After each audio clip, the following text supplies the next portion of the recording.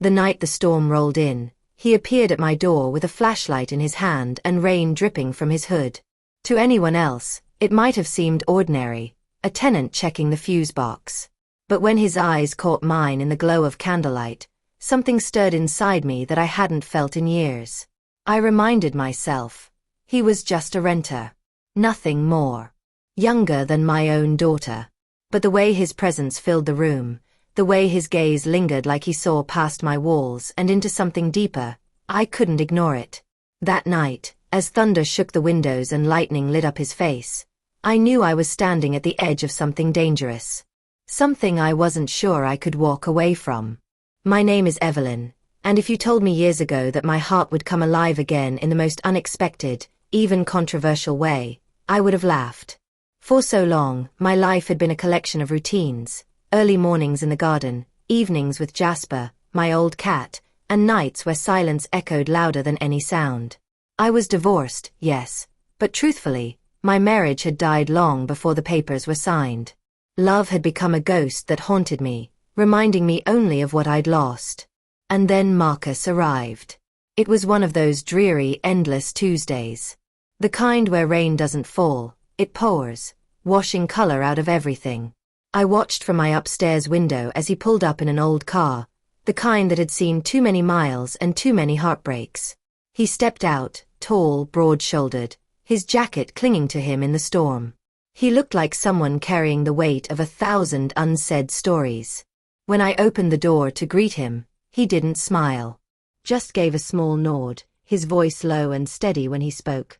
"Marcus, I'm here for the downstairs unit." He was polite but distant. Quiet in a way that felt intentional, like he didn't want anyone getting too close. I respected that.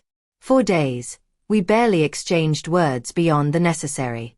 And yet, something about his silence drew me in. It wasn't cold, it was protective, like a man who had learned the cost of trust. Then came the blackout. The storm outside had swallowed the sky whole. My lights flickered and died, leaving me in shadows until I heard it, a knock on my door. There he stood, soaked through, flashlight in one hand. "Your fuse box," he murmured, water dripping from his hair. I let him in. The smell of rain clung to him as he worked, quiet, efficient. I handed him a towel, and the way he paused, just staring at it, then at me, made me realize he wasn't used to kindness.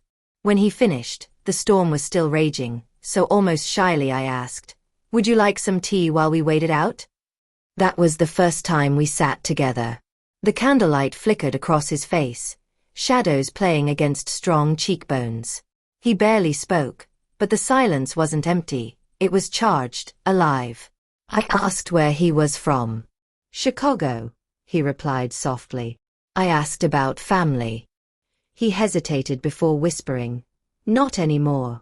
Something in the way he said it, flat but cracked at the edges, made me ache for him.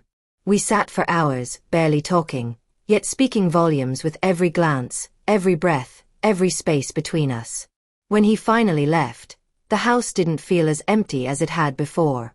That night, for the first time in years, I lay awake not from loneliness, but from the memory of the way his eyes had softened when they met mine. Days turned into weeks. Our conversations grew, little by little. Small exchanges in the garden. A wave when he left for work.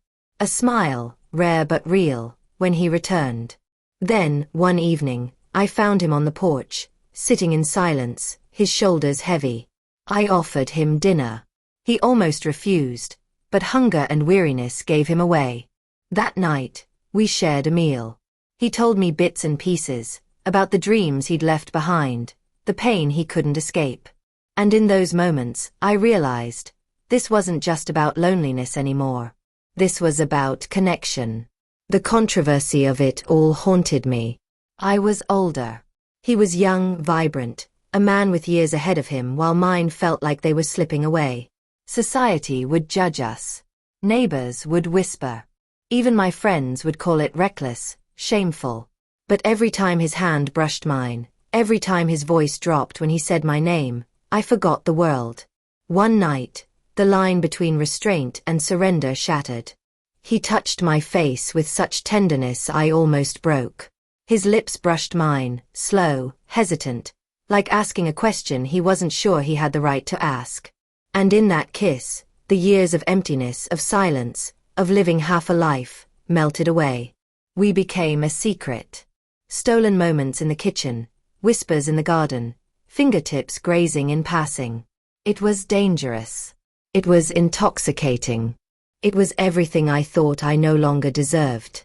But secrets don't stay secrets forever.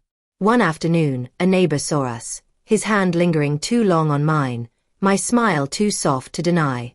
The rumors began. The disapproving stares followed. And I almost let fear win. Almost told him we had to stop, that the world wasn't ready for us. But then, he looked at me with that unshakable steadiness and said, "Evelyn, let them talk. I don't want the world. I want you." And in that moment, I chose us. The road wasn't easy. There were nights I cried, questioning if I was ruining his future. There were days he pulled me close, reminding me with every embrace, every kiss, that love doesn't care about age or race or rules. Love simply is. Months passed, and what began in silence bloomed into something unshakable. He didn't just move into my building, he moved into my life, my heart, my soul. And years later, when he knelt in the garden I once tended alone, holding a ring with trembling hands, I realized something. The controversy, the whispers, the storm we'd faced, it had all been worth it. Because in his eyes, I wasn't an aging divorcee. I wasn't a scandal. I wasn't too old, too broken, too late. I was simply his. And he was mine. So yes, our love was unexpected. It was unconventional. It was judged. But it was also real, raw, and beautiful. And in the end, we found our happily ever after, not in the approval of others, but in the quiet truth that sometimes, love comes when and where you least expect it. And when it does, you don't let go. If you enjoyed this story, don't forget to subscribe, share, and drop a comment. We would love to hear your thoughts.